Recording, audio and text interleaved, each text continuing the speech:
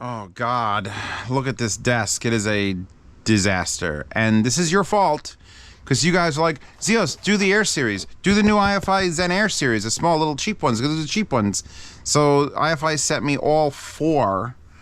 We've got the Phono, the Bluetooth, the CAN, and the DAC. And I also brought out the DAC, the DAC, and then this is the CAN, the full-size ones. And then I'm like, well, I need to find some competition. I think I sold my JDS Labs Atom stuff, so that I whipped out the Topping L30 E50. Yeah, L50, and then back here is the, I'm sorry, E30 and L30, not the 50s. But then I also have to, these all run on USB, so I had to get out multiple different USB things to try to see if the quality of the USB matters. And, okay, so now I'm going to actually assess things. I spent a little bit of time listening, but I've got to do some comparisons. So give me a second, let's regroup and continue along. All right, so step one is to assess the DAC output of the, this is gonna take me all fucking night and day, the Zen DAC AIR, or the Zen AIR DAC. So this is what I'm using to assess it, since I have it lying around. This is the official Zen can. It usually sits in my rack. I love this thing.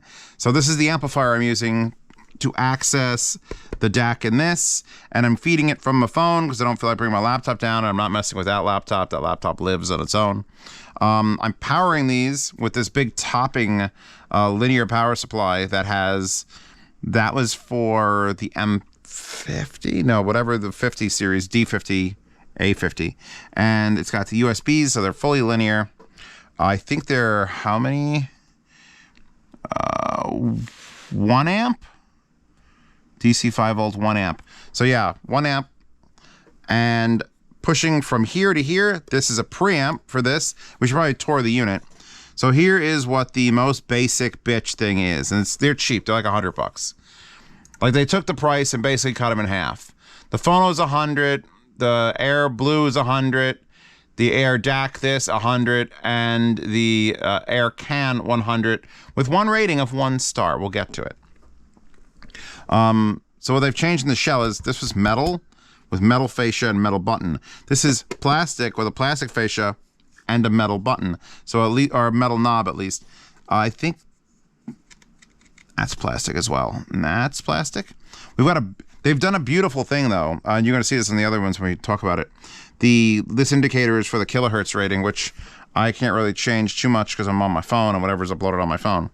So that's beautiful how it's just, it's not an LED like it's like going to shine at me. It's just shining at something that's opaque, and it looks fantastic. You still get power match, you still get X-Bass, versus the full-size one, where you get power match and true bass, but you also get balanced out. So they keep these two buttons. You lose the balanced out, but you only have 1/4 inch. And then the back of the full, this is the full Zen DAC. You have 5 volt DC input, which is optional. Digital input, which is USB, only USB on this. You get your RCA outs, which this also has. This just happens to have a balanced output also, and a fixed and variable switch. So you lose those things in exchange for just simpleness and cost effectiveness. Now, the DAC output in this is this. It's not terrible. Like, it's not a terrible sounding DAC. I'm using the Rode, by the way. The Rode. It's 10, and it's 100, 10, 100, 10 100s. Let's plug these in. I might be putting these in the mega yard sale. For those of you who don't know, August 1st through August 10th will be a mega yard sale, as opposed to the normal yard sales I usually throw. This one will have, well, a fuckload of stuff in it. So now this is maxed out. That's full out. The phone should be full out. Phone's full out. Putting this at a second level. I'm going to change tracks here. Meanwhile, nothing is playing here because it can't. It's hard for me to assess the DAC output because most DACs sound the same. Most DACs sound the same. You can quote me. And this is a great amplifier. I'm going to put the sticker on it so we know it's good.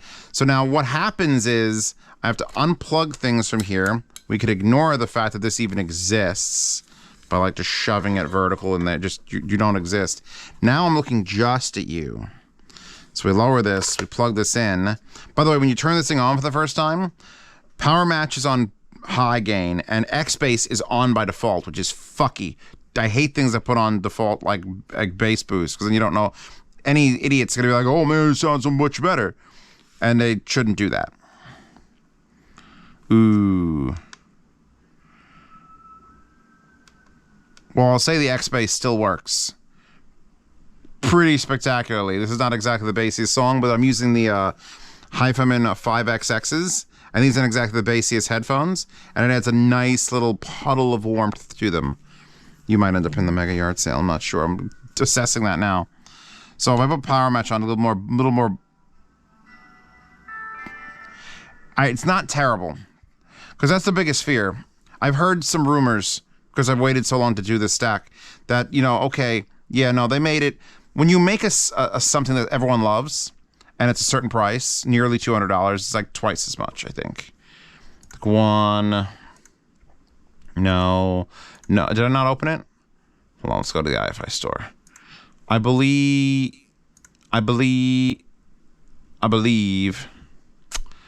DAC. Where is the Zen DAC? Where did you end up? Oof. Okay. So yeah, there's a bigger price cut there than I thought there was gonna be. Best sellers. I know which one's gonna be the bestest seller. Huh. It's literally not showing up. Anyway, I think the Zen DAC, the one that I always recommend, the one's just like, hey, do you have a new computer? Do you want a sound card? No, you don't want a fucking sound card. You want to buy a Zen DAC. It's like 106. It used to be 140 or 30. Then I'm up to like 160 or 70. And it's absolutely worth that. To this moment, you put this on your desk, and it's the best fucking piece of audio equipment you can get for the money, hands down. So when you drop the price from this to $100 flat, you got to cut corners. Now, they're going from a metal shell to a plastic shell. They're going from metal buttons and multiple balance things to not. But they're also taking just something away. There's some little... I don't know where they're skimping on the internals. It doesn't sound bad. For $100 for this is like, okay, yeah, okay, I can recommend that right alongside. Do I think this sounds as good as when I plug the headphones into this? No. There's something missing. There's something down. Something small. I can't tell what it is. The fact that I used to use this thing pretty much constantly balanced is probably also helping because it is truly balanced. But like classical music, I've got some, what the hell's playing? Bach.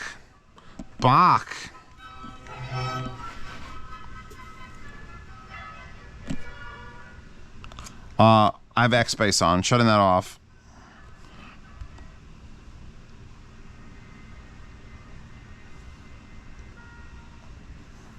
You know, I don't think they haven't fucked this up too bad. This thing is solid, clean. I don't particularly like the material. I mean, you can't go from to and not have me have like a little bit of a fucking meh on it. At least the bass boost doesn't get stupid. They know what they're doing with bass boost. They probably did copy the same circuit over for this. So now we have to start assessing some of the other things. So put this on pause. Let's see what's happening with that, because that's important. I just went to unplug a thing, and this is still running, being powered off my phone, because I'm using this IFI adapter to go to a full-size USB cable. So this is actually running completely off my phone. Pretty well, actually, so not sure what the power supply is doing, but That's a thing. Before I continue on to the can, by the way, it's the next day. Look at the sun. Isn't it beautiful? Before I continue on to the can, which is really more important to me, the Zen DAC, for nearly $100 less, if you can't afford it, it's an option. It's an option. It's an amp DAC combo. It's still quality. Move on. Now, these are this is the Bluetooth receiver, which I can just test with my phone, and this is the Phono preamp. $200 for the regular one, $100 for this, and the Bluetooth receiver, which is actually called the Streamer. Here, if you go to the Amazons, and you look it up, you can get the the Stream, the Audiophile Zen Stream, is $400. So that's a lot more than just a Bluetooth receiver. That's serious. In fact, the Zen Blue V2 is $189. So it's another one of those things where, honestly, it should have always been $100. There's no reason to have a $200 Bluetooth receiver. I'm looking at you, X2O giant motherfucker I haven't reviewed yet. So it works. It's gonna work. It's gonna sound okay. I'm hoping they didn't destroy it. I don't think it even has any less amounts of features. No one is concerned about these. Get it. It's fine. It's the blue version. It's $100. It's all you should spend on a Bluetooth receiver for a desk. At fucking most is $100. Even like the Phono VTA30 Pros, like have all the options and controls and everything. And this is just like on. It's on and light off. It's got single RCA outs, not even balanced. So it's like, fine. This, the Phono one, previous to the Puffin, my favorite Phono preamp thing ever, because it's actually a digital processing Phono thing, which is amazing, which is also like $600 in the configuration I have. But the previous IFI, the Audiophile Zen Phono, which is $189 or nearly $200, that has the exact same power and subsonic filter buttons like this. This is the cheaper one, the Air, and it has everything on the back except for the balanced output. So by this, it has a moving magnets, a moving coil switch, just like the other one. I don't think they're gonna gut the interior of it. Like to start doing a full review on a Phono Pre for $100, it's not worth it for Zeos. If you guys dislike the video, I can't spend the 2.5 to 3 hours it would take to get this set up in a way that I could A/B switch between the full-size one, and then I can't even use what the full-size one did, which was balanced, because you have different voltages. I'm sure it's fine. At $100, if you wanted to match your stack, you can get the blue one or the Phono one. You can get those and they'll match. Even though they don't match, that's another thing I want to discuss for just a quick second. Who the fuck makes all the units in your line different colors? Am I crazy? These were all like the same dark unit. They were the same. There's a lot going on here, but they were the same metal. They were nice. Even if they were this weird shape when you stacked them, it was all cohesive. You stack this, it looks like someone fucked up an Oreo cookie. You get the black and the white and then the gray and then like the lighter gray. So, I mean, all right, moving on. Moving on to the can, because the can's important. All right, pulled out some more heavy hitters for this particular part of the review. Basement jacks, by the way. Download all of Basement Jacks or legally stream all of Basement Jacks. So here is the Air and here is the standard can. And there is the exact same buttons in the front. Like the front hasn't changed from the more expensive one. There is even a balanced 4.4 jack, although it is not balanced here. On this one it says BAL, this one it says S-BAL. That's basically means they're taking a single-ended and making it into a balanced connector. That's a convenience thing. A lot of new items are doing that. Kind of upsets me, but at the same time, I am desperate to get 4.4 to be the standard on the new Z12 IMs that are coming out, by the way, that are my rebranded Shure S12s with a slightly different tuning with more bass. I wanted the 4.4 to be the default, but it looks like it's still voted on. They did a vote. It's still 3.5. It's still what everyone wants, and you can get a 4.4 as a separate limited quantity. I want 4.4 to be the thing. So the fact that they put it on here does not upset me. They label it as S-BAL. Do not think you're getting a balanced amplifier with this. You're getting a single-ended amplifier. That said, I whipped out the Harmonic Dyne G200s and the lovely and fantastic mass drop, they can't get rid of the word mass, 8XX with the Taconi pads, the fenestrated pads, and an APOS flow cable, just because once you get them set up, they're great. Fucking great. I was running these with the 1/4 inch to both, and then I was running, I have this adapter also to go 4.4 to that, and then I pulled out the G200s and pulled out a Heart audio cable. This is a Heart audio cable with the interchangeable head, so I was going back and forth between, on these it's the same thing. It doesn't matter if you're 1/4 inch or 4.4, they're the same fucking output. And on this, it is different. You have to adjust the volume separately. The only DAC I could find, well, actually, that means I have 2 of them, but I whipped out the Aoun X8 Magic DAC, the new one, the 18, literally Roman numerals 18. This is a review coming up. You guys remember the old one, which was, oh my God, Magic DAC. It's Magic DAC for a reason. Because it's the only DAC I currently have, and you can correct me if you think I have one that does this. It has 2 sets of RCAs that can both output at the same time without using a splitter. One is preampable with the volume control in the front, but I actually swapped the left channels so that it would require me to balance them to get them to correct. So I have 4 outputs going into 2 amplifiers, so it's the exact same DAC giving the exact same signals into these, and I'm just plugging and unplugging and plugging and unplugging and plugging and unplugging and plugging and plugging and plugging and unplugging. And on the 8XX, very hard to tell apart the 1/4 inch outputs on these. Just fucking hard. It was like, because here's the thing, the 8XX, because Zeos picked the tune for them, was like, they're pretty fucking forgiving. I was having a ball listening to both of them. And then I was like, all right, what's a more demanding headphone? And the only headphone I've ever said, I kind of want a more expensive DAC amp. My brain is fine. I don't even do drugs. What is wrong? The only thing this wants is better, cleaner, better, cleaner, better, cleaner. Still amazing and everything, but you can actually tell things apart. And sitting here, going back and forth through now this, so let's change out of basement jacks. Handsome family. Ooh, The Weeknd. Pretty.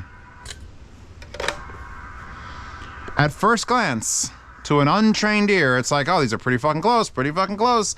And then you hear the low end tap, and it's just less on this. I'm not talking about the X bass. Haven't talked about X bass or X bass.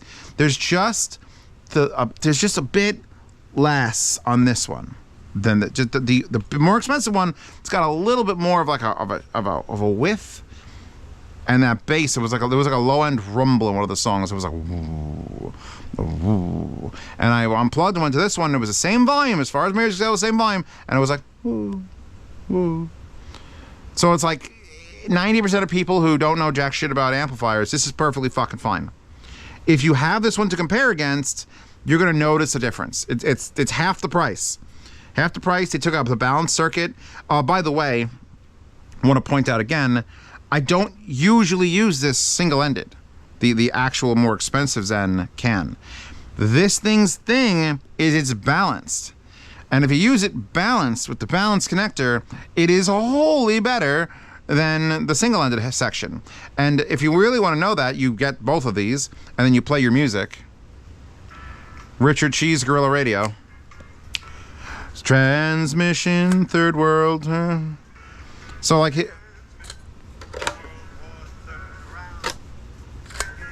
yeah, he's clearer and more centered, and he's got a warmer tone on the more expensive one. And then because Heart audio cables, we can do this and plug in the 4.4, and now I have to adjust the levels because we were fine. By the way, I tried these on 0 gain. I guess I should tour the units a little bit. The OG one has power, 3 inputs, 4 gain settings, the 1/4 inch, the balance, and the X bass or 3D, and a metal knob. This one has power switch, 3 inputs, 3 gain settings instead of 4, the metal knob, the 1/4 inch, the balance, and the X bass, X space. Are they labeled the same? Oh, this has X bass plus, and this has X bass. Oh, and actually that says X space, and this says 3D. I think they just decided on the name of X space. Point is, you can't copyright 3D, you can copyright X space. So you get one less gain. So I started them at 0, and then I wasn't going to do one at 9 and one at 6 or 12, so I went straight up to 18, and I tried fiddling with it. And then I was like, back to 0. None of these headphones are that hard. They're both very powerful amplifiers. Even for only 100 buckaroos, this is still a powerful amplifier on high gain. Input 2 is RCAs on this. Input 1 is RCAs on this. Now, going back and forth now, which is the real test. And for shame.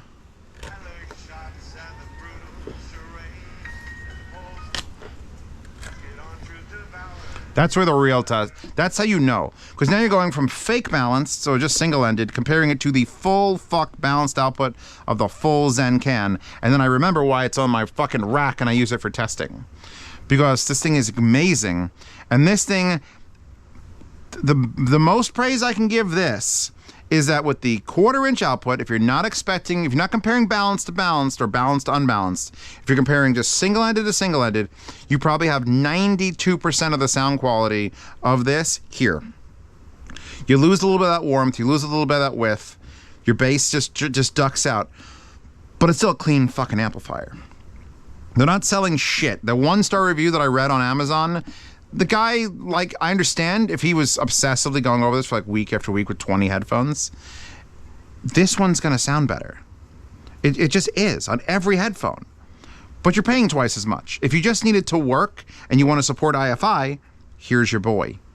Come at me, boy. As far as the X bass, they're very similar.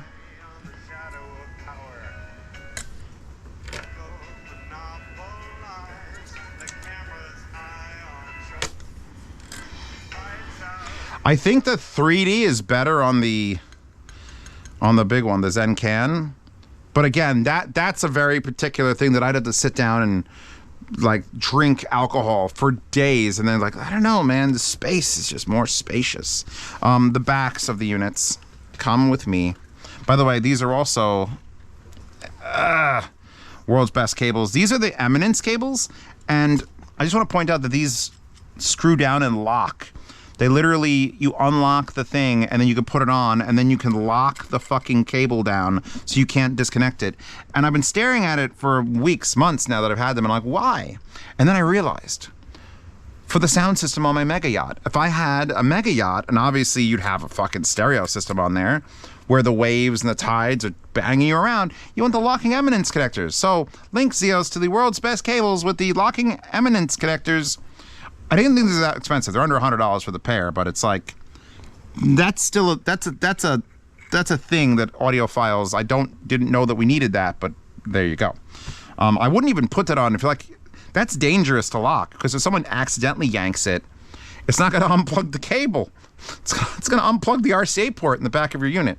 Just a little side note for Eminence. It's like, I get it, boat use only. Remember when I was looking at the back of that and got distracted? Remember when you used to be able to do that without setting the algorithm because the video's a minute too long?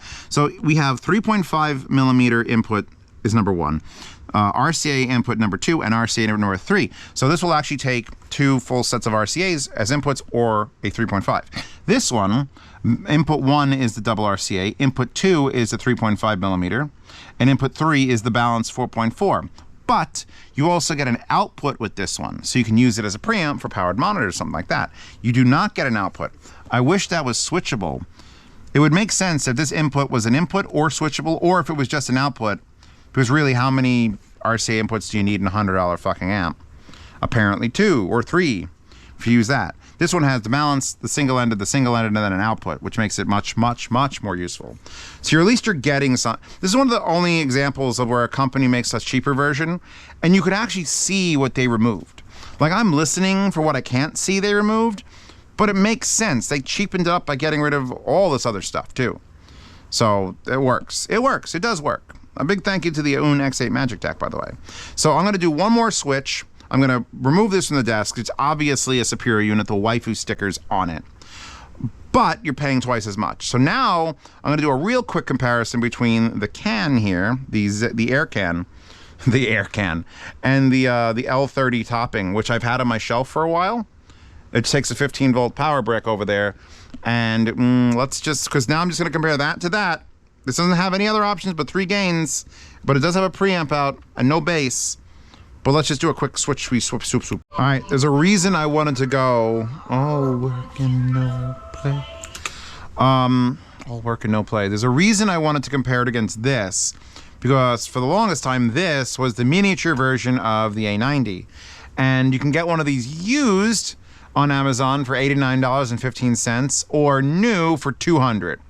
And I don't remember if that was around the price range they was. I know it was probably under $200 when it was new. But this was like my gold standard for small, affordable headphone amp. Single-ended. It's got 3 gain settings. It's got 0, -9, 0, and +9. And this is 0, 9, and 18. So it's the same gains. Just running both of these headphones.